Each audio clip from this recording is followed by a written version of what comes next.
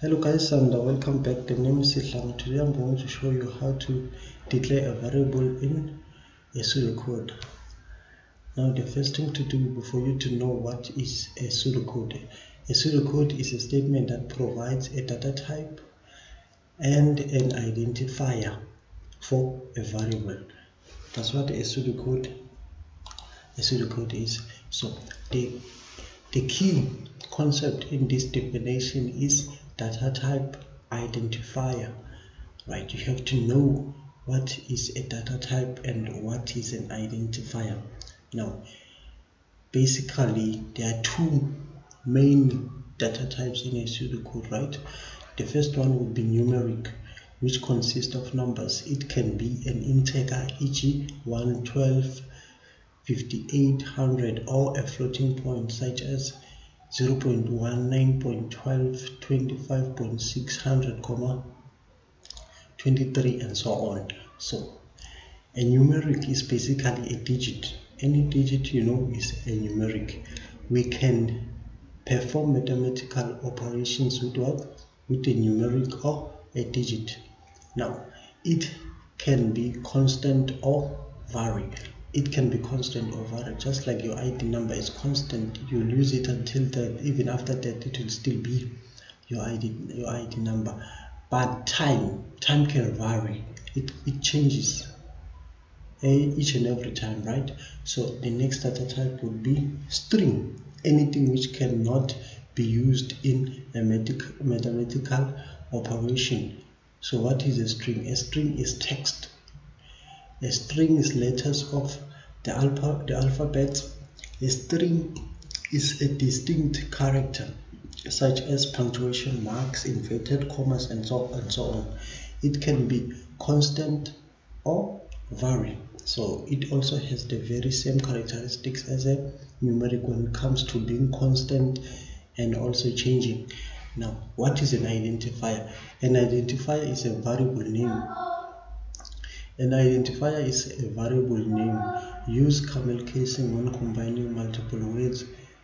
When you are combining multiple words of a variable name or identifier, you should use what? Camel casing. And then the next thing to do is to make sure that the name which you have chosen is reasonable, descriptive, right? And then the other one is for you to know that Java is what? Is case sensitive. For instance, you cannot start a variable name with a number, right? And there are also special conserved words which you cannot use on a program, on a Java programming language. And then a variable, what is a variable? It's a named memory location whose content can vary. It's a named what? Memory location whose content can vary, can change, but others may remain constant. Let's go to the real thing now. Now, when you are declaring a variable, as we know that in a pseudocode, there must be what? Start, stop. And when you are about to write your declaration, you should specify that this is what is a declaration. And when you are declaring a variable, there must be a data type and an identifier. Those are requirements. All the time there must be what?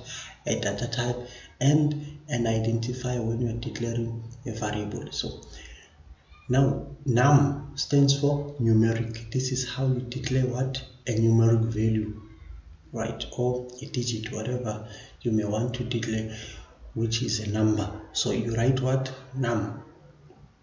And this is what is the identifier. And the identifier is pin. This one is the variable name, which has been what? Initialized. It has what? It has been initialized, which is equals to 1452. Right. Now, then you have to stop what? Your declaration, right? You know that when you start, you must also what? Stop. Now, let's say you want to combine multiple ways, 2 to 3 or 4 ways, right? Now, first, of course, we know, I have just explained that there must be what? A data type when you're declaring a variable, and then there must be the variable name. So let's say the variable name you want it to be my pin. In order for you to combine the two words, you should use what? Camel casing. Camel casing, there must be what? A hump, right? And the hump is created by P, which is what? Which is an uppercase, a capital letter P. And if you have noticed, my pin start with a small letter M. There's not a number. It is not a capital letter or an uppercase. It is a small letter. And when I'm combining my and pin start with a capital letter P. Now, and it has also been initialized to 1452. When they say that you have initialized something, you have declared a starting what? Value. You have given it a value. So we have given my pin a value of 1452. We have assigned a value of 1452. Now let's say I want to combine three different words. I want to combine my, pin, and is. So I should also use what? Camel casing. As you can see that I have used a capital letter P, a capital letter I, combined the three different words to be one, and assigned them to be 1452. That's my pin. Now, and these ones are called what? Integers. Now, let's say I want to declare a float point, right? The very same method works with all numbers. A whole number, integer, fraction, whatever number you have in mind. When you're declaring it using a pseudocode, you should use a data type, which is what? Num. And then I said the identifier or variable name is bread price. As you can see, the bread start with a small letter p, and the price start with a capital letter P, which is equals to 14 Rand 50, which is what is a floating point. Now, let's say I don't want to initialize my variable. I don't want to give it a starting value, right? And if you didn't give your variable a starting value, it is said that it contains what? A garbage value, because it has been reserved a memory in the computer. It has been given a memory location within what? The computer, but the memory location is currently random, right? And that value is what? Is garbage value, which is equals to a random, right? Is what? Is a garbage value, since we didn't assign it to be n value. But the program will still run because you're going to input the value, or the value is going to be calculated later on the program. Now, the very same method of declaring a variable we used at the beginning, it can also be used when you are declaring a garbage value. Now, num is the variable, is the data type, and then pin is the variable name or identifier. As you can see, I have combined mine in pin, used what? Camel casing with capital letter P. Combined my pin is, I have combined three words, which is my, pin, and is.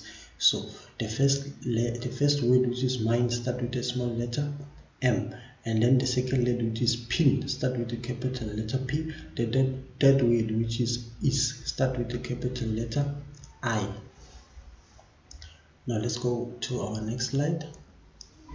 Now I'm showing how to declare a string. So we all know that in a pseudocode there must be start, and where you are going to write your declaration, you must specify that this is what? A declaration in most cases.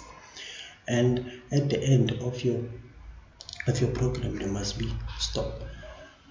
Now, this data type is called what? String. That's why I have specified that this one is what? Is a string, and the identifier is what? Is name, which is equals to Tokyo. And the next one is also a string, and the identifier is town, which is equals to Nelly spread. Now let's say I want to put a letter. Now, as you can see, I said string, and then the identifier is what? Choice, and I just put what? The letter, because as I said before, that any alphabet letter can be used where? In a string, when you're writing what? A pseudocode. Now, let's say you have classmates, or you have different numbers to enter. Like you want to enter your marks from January to December, right? You have been writing text from January to December, so you want to enter the marks. Are you going to declare each, like January, February, March, April, May, June? No, you are even allowed to enter them in a sequential order like this. Let's say I have 4 classmates, right? I'm gonna declare them as string since I want to put in their names, right? String, and then the data type or identifier is classmate, right? Small letter C, but when I'm combining the mate, I use what? Capital letter M. And I have initialized them to be equals to Tokyo, Biggie, Ronald, and Tabo. You see, I have initialized 4 different ways in the same what? In the same identifier. It is also allowed, even with numbers, you can declare them or assign them like this. It is allowed.